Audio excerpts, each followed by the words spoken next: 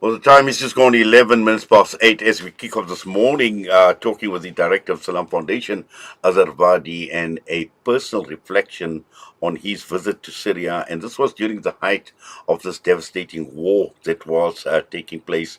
And we're going back to 2013.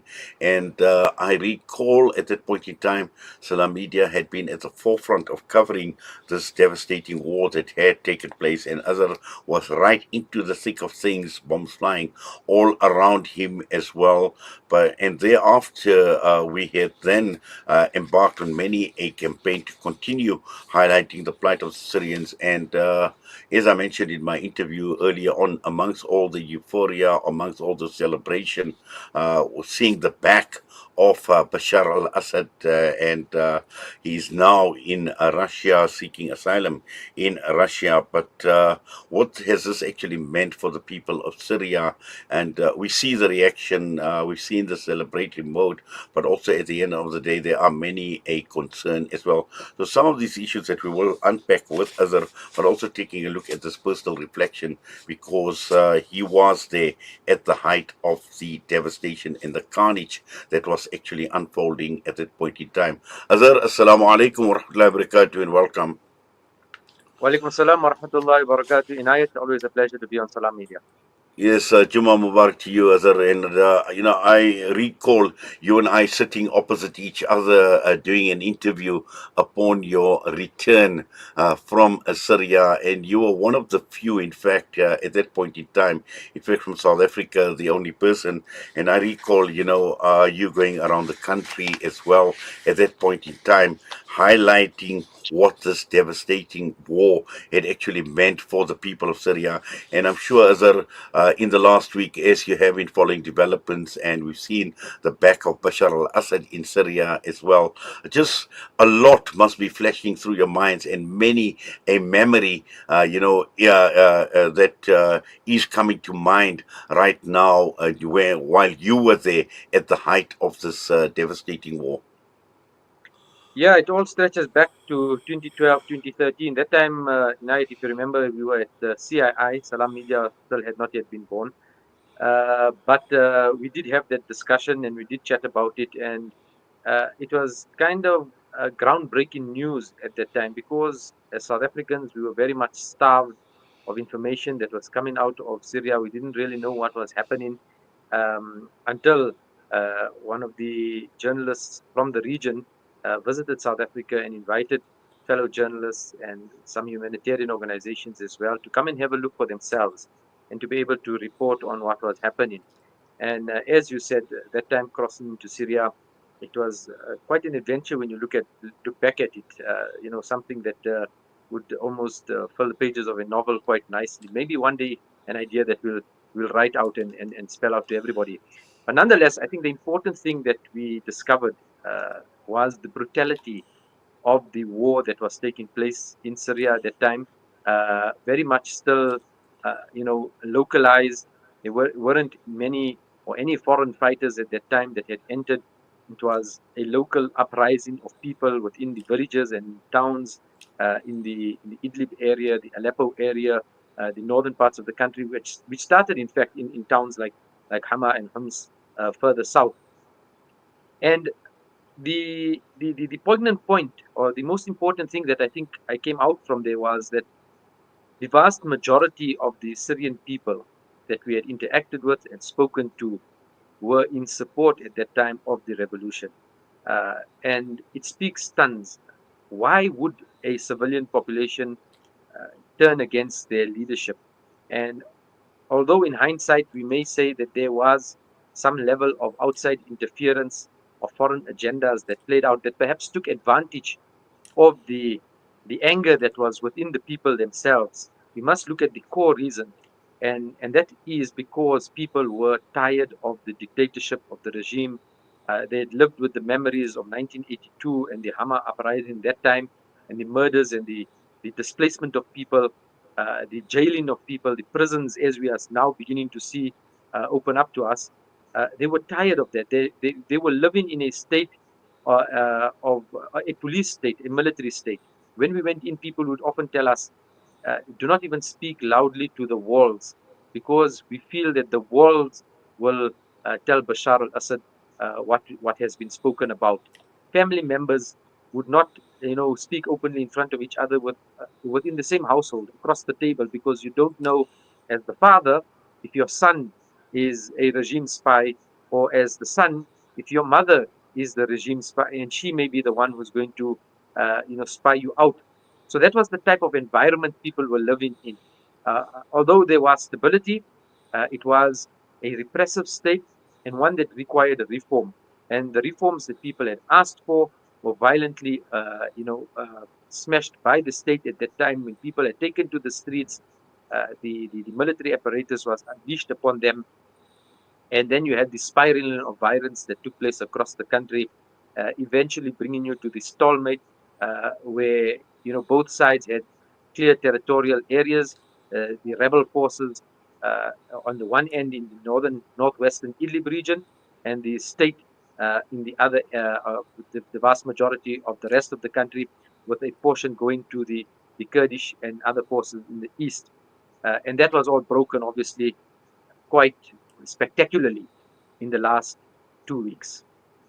Yes, Azhar. But also, 11 years later, what we've also witnessed is we've seen that outflow of refugees, millions of people running from pillar to post, not knowing where they are actually heading to, some of them actually being turned away. And when one just actually reflects at the horrors of the last 11 years, and again, you were one of the very few that brought out these horrors. And today, as we witness the huge interest, even from a very hypocritical Western media, for want of a better term, I've actually seen clips, the likes of CNN in Syria right now, talking about the prisoners, expressing sympathy with the prisoners and their plight, and all of that hypocrisy coming to the fore. Yet, these very Western nations were fully aware of the horrors that were taking place in Syria throughout this period. Yeah, absolutely. I mean, some of those videos that are coming out are clearly staged. Let's just be honest about that. Going in there and finding the last surviving prisoner, CNN is just got to we've got to be serious sometimes about the world and what's happening, and they are really making a mock out of people's lives and the suffering that has taken place there. And yes, Bashar al-Assad's prisons were used as a point of rendition for prisoners in the war against terror, the so-called war against terror. He played a pivotal role in making sure people suffered tremendously. If you can't suffer enough already in places like Guantanamo or Bagram or one of these dungeons in Afghanistan, then you suddenly make your way to Syria, and they put you into one of those where you really begin to suffer. So you can begin to imagine the type of human trauma that has taken place there.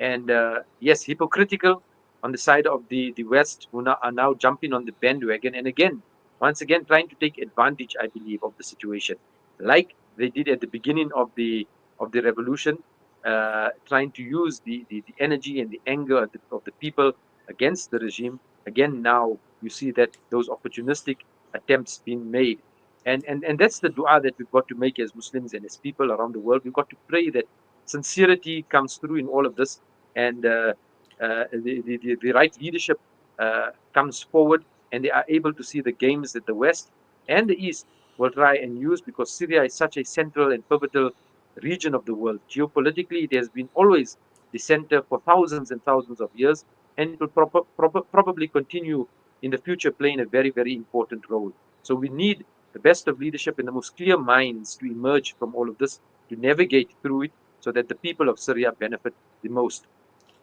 But that being said, Inayat, yeah, the human tragedy around the refugee situation is just beyond words.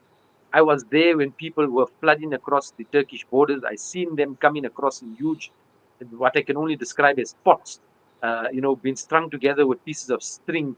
People being put into these pots like a huge cooking cauldron, and being pulled across the rivers that formed, geographical borders into other countries to try and run away and gain safety. I've seen refugee camps that started out with merely 2,000 or 3,000 people spring to 7 and 8 million people now gathered in one particular area. you can begin to imagine the sanitary conditions, the type of lives people have been living, the mud, the cold, it's snowing, it's winter, it's raining. It's a very, very difficult life that they've lived for the last 13 years. And take this into account, Inayat. Those children that were 10 and 11 and 12 and 13 years old 13 years ago, they've lived this existence. They knew what life was in pre-revolution. They had access to, decent homes and some kind of stability. And now they've been forced by the regime and the civil war that has taken place into these refugee camps. They lived an existence of real difficulty. They are now 25, 26 years old. Who do you think are those fighters that are moving through the roads and the highways of Syria today, recapturing their land? Many of the people who started off the revolution, they've died, they've become old. They've entered their, when we went there, we were in our 30s, now we are in our 40s. Similarly, people have aged in Syria. But the youth of, who were 10 years old at that point are now the ones at the forefront of kicking Bashar al-Assad and his regime out of power. So this is what has transformed. While Bashar was perhaps thinking he's putting people into difficulty, or the world, or me, myself, thinking people were in difficulty, in actual fact, that had become the breeding ground or the place of maturing of these youngsters into what is today the liberation fighters in Syria. Azhar, I'm going to put you on hold. We're going to go for a quick air break. We'll continue immediately after this.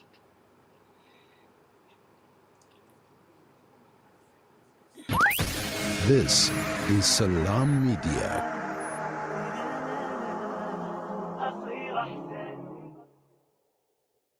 You know, it's a wonder how kids get anything done these days. With all the distractions, when do they even get time to study? As a mother, all I can really do is make sure they have all they need to perform at their best. That's why I choose to include Sunfoil, triple refined pure sunflower oil with every meal I make.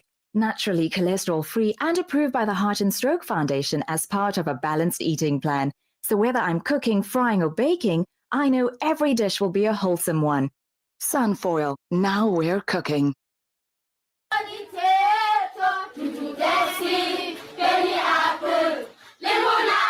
Penny Appeal's Education First campaign helps children to get access to quality education. I'm 14 years old. When I grow up, I'd like to be a scientist. We believe every child belongs at school, And we want education, a better education. learning and dreaming their way to a better future.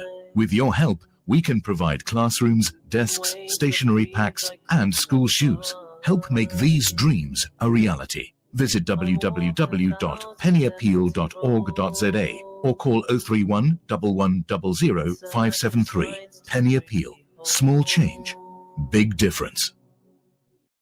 Discover the Africa of your dreams and surround yourself with her spectacular beauty. Relax beneath her serene sunsets and explore wildlife at its natural best. It's where the pride of Africa comes together. The Kwantu Private Game Reserve. Get to know the Big Five or cruise on an elephant safari game drive. Interact with lion and tiger cubs and enjoy world-class halal cuisine while we pamper you during your 5-star stay. Indulge in the true African experience. For reservations, call now on 042-203-1400 or visit kwantu.co.za.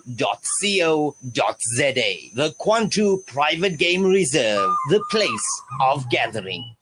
Africa. Education, health, dignity, empowerment. These wishes.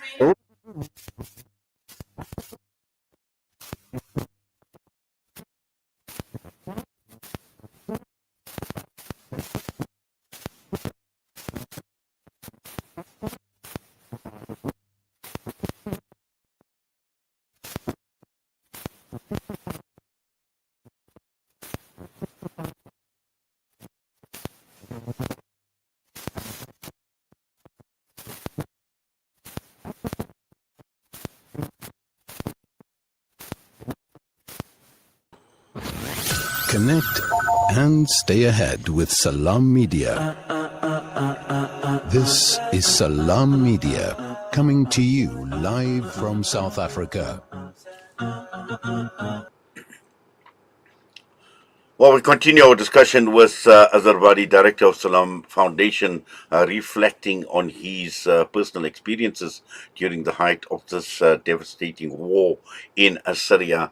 And Azhar, just to continue, and during the break, thought it hit my mind, and I know there was many a campaign that you were at the forefront of. And I recall the Survivor campaign. I recall Yvonne Ridley, rape, as a weapon of war, which was a theme at that point in time. And, apart from all the brutality that had been unfolding, apart from all the people that were languishing in the dungeons of Assad's prison, the indignity, the humiliation that they had suffered, and particularly when one looks at women and children, the exploitation of the refugees that had taken place, and all of this obviously playing out right under the noses of an entire world that just stood by and did absolutely nothing for the people of Syria. And I think when we look at what is taking place today, and I spoke about the euphoria and I spoke about the celebration as well, but there's still so much more that I think one can actually unpack, and especially when we reflect on what the Syrians have been subjected to for a very, very long time. And not only, since 2013, but we are talking of 50 years, because going back to the father of Bashar al-Assad, Hafiz al-Assad as well. So all of this, at the end of the day, it's just amazing. 50 years later as well, nothing lasts forever. Absolutely. I mean, there's so many layers of geopolitical mess that is covered in Syria right now. It would take forever for anybody to unpack it all. And I think no matter how hard we try, the absolute truth of what is happening will evade any researcher right now. And each person comes with their own bias and will be looking at it from a particular angle. And you can go even further back, because at the fall of the Ottoman Empire, it was first the French that had come in there. And thereafter, Bashar al-Assad's or the Assad dynasty started out in the 1960s, I believe it was, and continued up until now 2024. But human suffering is at the core of it all, Inayat. And yes, rape and has been used as a weapon of war. I remember, it was around 2014 or 2015, in one of the trips that we had made to the Turkish border as humanitarians at that time and doing journalistic work also. Um, we had interviewed some of the psychosocial workers that had worked with the rape survivors, and they had brought back testimony that was documented in a very professional, scientific manner, uh, and to be presented before courts, in fact, that spoke about the Syrian soldiers and some of the other proxies that were a part of the rape culture in these prisons. And when we published that as news, that time it was Twitter, now on X, the amount of backlash that we received personally from within South Africa as well and abroad, uh, people defending Bashar al-Assad and what they were doing, and saying that this is impossible, it would never happen, that we are fabricating news, it is lies. But today, as the slaughterhouses, these prisons are being opened, you're seeing these kids walking out who have never seen the light of day, born in prison. So who are the fathers?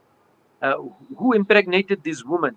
Uh, People with a young woman going in at 19 years old, coming out at 32 years old, saying, I just don't know who are the fathers of these children.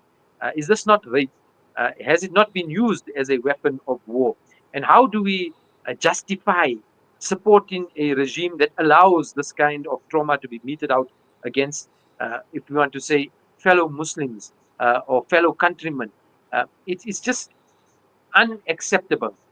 From a political view, I can understand. Even the South African government has had close relations with Bashar al-Assad's Syrian regime over the years. Perhaps historically, because they found some support in the apartheid days, and that kind of relationship existed. Perhaps because of BRICS and the relationship with Russia and the role that Russia has been playing, and South Africa seemingly wanting to give that supportive role.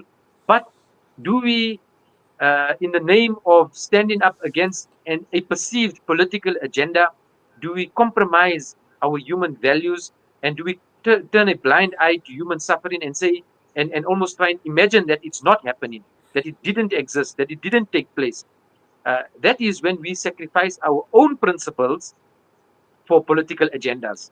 And in actual fact, we were people that were being accused of being part of a political agenda from within the West. Whereas what we were actually doing was saying is that these human rights violations are taking place. Don't ignore them. We cannot ignore them. We must talk about them. We must make the world aware about them. Irrespective of who is trying to topple Bashar al Assad, what is the agenda behind it? It doesn't matter. You cannot justify one wrong with another wrong. It is wrong that people are being abused, that people are being put into prisons, and it's not just for the duration of this last 13 years or 11 years of the revolution. In actual fact, we know it has started well before in the time of his father, and we've seen it through Hama, the massacre of Hama. We've spoken to prisoners who came out, who were locked up by Hafiz al-Assad in the same dungeons, who have come out as late as 3 weeks ago, 4 weeks ago, when I made a trip to the south of Turkey, in a town called Shanli Urfa. We met a person who is now teaching young children in a madrasa, Quran, who had spent 16 years in the prisons of Hafiz al-Assad, the father of Bashar al-Assad. And that was after the Hama massacre of 1982. So this has been an ongoing thing. And we must become people who stand up for principle. Like if Christians are being unfairly persecuted or in any part of the world, it is my duty as a Muslim to stand up and say it is wrong. Even if my own family is carrying out that persecution, it is my duty to say it is wrong, it should not be happening. In a similar way, if we become people of principle, then it doesn't matter whether the person is in the south of Sham, which is Gaza, or Palestine, and they are being obliterated by the Israelis. We will stand up, we will defend the Palestinians, we will say it is wrong, we will give all the support that we can. And if a person in the north of Sham, which is Syria, is being persecuted, we will also raise our voices and we will say it cannot happen, we must stop it, we must not allow it to take place, even if Bashar al Assad was in some way or the other giving support to the Palestinians. And that is what we must drive in the world, a world of principles and not political agenda.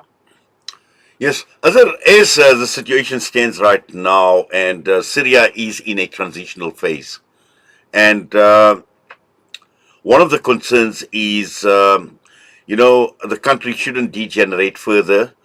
We've seen what has happened in Iraq. We've seen what had happened in Libya after the removal of Saddam Hussein and Muammar Gaddafi. Now that Bashar al-Assad is gone as well. And, you spoke about the geopolitics and at the end of the day, we need to talk about the immediate neighbors as well. We've seen the actions of Benjamin Netanyahu. We know what has taken place in the buffer zone and extending the buffer zone even further. This expansionist policy of Israel continuing. We know their eyes have been set on Damascus as well, but also at the same time looking at the Muslim response and the Muslim world response, the Arab government response. What should be happening right now? Look, at the bottom of it all, there's huge pipeline deals also that need to come to the fore that drives much of the geopolitical discussion and what's happening. It's about resources, about access to the oil fields and the gas pipeline that needs to run either from Qatar through Syria to Turkey into the Western Europe, or is it going to run from Iran into Syria into Europe along that line? And that is what was at the core of the initial, geopolitical fight that took place in trying to get rid of Bashar al-Assad. We must speak plainly and frankly about it. The human suffering is one aspect, but at the core of it is all of these political shenanigans that take place.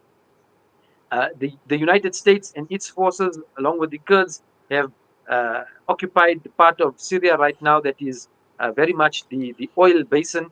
It's where a lot of the wealth is situated, natural resources are there, and that is probably going to be the next conflict, as we see already beginning to develop. The SNA, the Syrian National Army, which is backed by the Turks, and perhaps some parts of the rebel factions as well, will join forces to fight the SDF, the Syrian Democratic Forces, and they are backed by the Americans, and they are in this area in the east of the country. We are already beginning to see those skirmishes and attacks taking place, and it could result in a fault line between the Americans and the new administration that has come in into Syria after the fall of Bashar al-Assad. In terms of the Turks, they play a stability role. I think right now they are going to try whatever they can to make sure that Ahmed al-Shar, or as we know him, Abu Muhammad al-Jawlani, and his government become stable, that there's some kind of economy that can begin to run once again, some kind of education system, and some kind of normality to life will come into that area. They're going to try as much as possible. In the south, we've already seen the Israelis come quite a bit forward. They're just on the outskirts of Damascus as we speak. But it also a very important point here. People are saying that the rebels have allowed the Israelis to come. The toppling of Bashar al-Assad has allowed the rebels, the Israelis, to come up to Damascus. In actual fact, you could look at it in a very different way. That up until now, the Israelis felt quite safe and comfortable with having Bashar al-Assad in power, and saw no need to advance their military hardware to their northern border or the southern border of Syria, because there was absolutely no threat. Bashar offered no threat. While rhetoric is easy and to speak is easy, but actual threat, nothing of the sort. And now that the rebels have come into power, there is a threat that these rebels will take the extra step. The government of Syria, they will use the military hardware that they have captured, the booty, all of the hardware, and use that to move from Damascus further south and cross the border into Israel. And that's why Israel is taking these steps to push forward as much as possible. And it is in line with their ultimate dream, which is the greater Israel. And that border will extend right throughout Syria, in fact, into the borders, of Turkey, to the town of Urfa in the east, stretching right across to the center, Gaziantep and Hatay in the western parts of Syria, and southwestern parts of Turkey. So that is the dream of Israel. They will want to move and take every inch of soil that they can, because it forms part of the greater Israel. But will the rebels now counter that? How long will this period of stability or stabilizing the country last? Will they be forced into a confrontation with Israel? That is everybody's guess. But these are the forces that are beginning to line up. On the east, you have the Americans. And if, Inayat, you've been following the scenario unfolding in the last 4 or 5 months, huge amounts of American forces have already, prior to the toppling of Bashar al-Assad, have already settled in the east of Syria. In the last, since August, June, July, August of this year, these forces have already moved in. And now it is the two segments, or two front lines rather, that we see developing. And only Allah subhanahu wa ta'ala knows what the future will hold in terms of that. Well, certainly, and I think you raise a very, very important point in terms of the American presence. And of course, we know of the American bases that are in and around Syria, and many of them are actually in the Arab countries. And apart from just the economic issues and the humanitarian issues, there's another angle to this as well, an ideological challenge as well, for particularly some of the Arabs as well, because when one looks at the opposition forces as well, in terms of their ideology, we've seen what has happened in the past to people like Mohammed Morsi as well. The Muslim Brotherhood has always been seen as a threat. We know Hamas, and how Hamas had actually emerged from the Muslim Brotherhood as well. And there is already this discussion taking place with regard to the opposition in Syria at this point in time, in terms of their ideology, and how this ideology is actually seen as a threat as well. Yeah, up until now, the world has very much, or when I say up until now, I mean up until recent times, the world has been split into the East and the West, and we haven't been able to see a third camp. So you are either on the side of America and the Western Europe and Israel on that side, and as developing nations, you try and pluck yourself into that, kind of like what Argentina is doing, or any other country, maybe Botswana or any other developing nation of the world. And you may see some kind of prosperity. And on the other hand, you have the China, Russia segment, complemented by Iran and countries like South Africa that perhaps align more to the eastern, segment of the world. But we see at the moment a slow but consistent development of a third body, and perhaps one that was quite significant in the past. And with the fall of the Ottoman Empire and secularization of the world, it almost died out. But you see this re-emergence of an Islamic bloc, or people that are aligned to Islamic values, countries that are aligned to Islamic values. And there at the head of it all, you have countries like Turkey. You had countries, and that the coup attempt that was there to try and unseat Erdogan, the economic pressures that they are currently, undergoing in terms of their inflation and trying to create instability, the use of xenophobia to drive wedges within the country. So lots of politics playing out in Turkey. You saw the example of Mohammed Morsi in Egypt, and how quickly he was deposed, and why it was important for him, according to the West, to be removed from power, because if you had the joining of forces in that Mediterranean region between Turkey and Egypt in the south, you almost cut off the supply lines through the Red Sea and the Suez Canal with this block, or new emerging block of people. And then you have the other Arab states who predominantly are now Western aligned. But this new emerging group seems to be trying to gain some traction, and that is a great threat for the revolutionaries. If they understand or they find some kind of footing, it won't be very long. We may be seeing Muhammad al Jawlani on the Western TV screens at the moment as a hero because of his steps against Bashar al Assad and weakening of the Iranian axis of resistance. But if he begins to, play a role or something similar to what Mursi had done, I think that clash is almost inevitable, and the backup of Turkey in response to that will be critical. They will try and provide that guarantee of security. It could lead to a further weakening of Turkey if the swords are then drawn against them, or it could see if they emerge from there as more influential. Their sphere of influence will definitely grow, and we're already seeing that. I don't know if you've been following what's happening out in Somalia and Ethiopia, with the Turks playing a critical point in trying to bring those two warring factions together as well. So they're going to try and assert their influence increasingly to raise up this third bloc. Well, Azhar, I think you and I can continue. There's just so much more to actually unpack, but unfortunately, time is of the essence. But for now, we say Jazakallah to you. We do appreciate you taking time out this morning with us right here on Salaam Media. All the best to you. Jazakallah khairan for the opportunity, and it was great chatting to you. Brought back some good memories of the days of journalism. Ameen. Assalamu alaikum wa rahmatullahi wa barakatuh. Allah accept, Allah reward all your efforts as well. And wish you well at Salam Foundation, inshallah. Yes, that was Azhar Vadi, director of Salaam Foundation, and reflecting on his visit to Syria, but also unpacking a lot of critical, very, very important issues as Syria heads into this very, very uncertain period in a transitional mode at this point in time. But let's see what develops. Next up, we'll be joined by Sayyidun Nisa Sayed.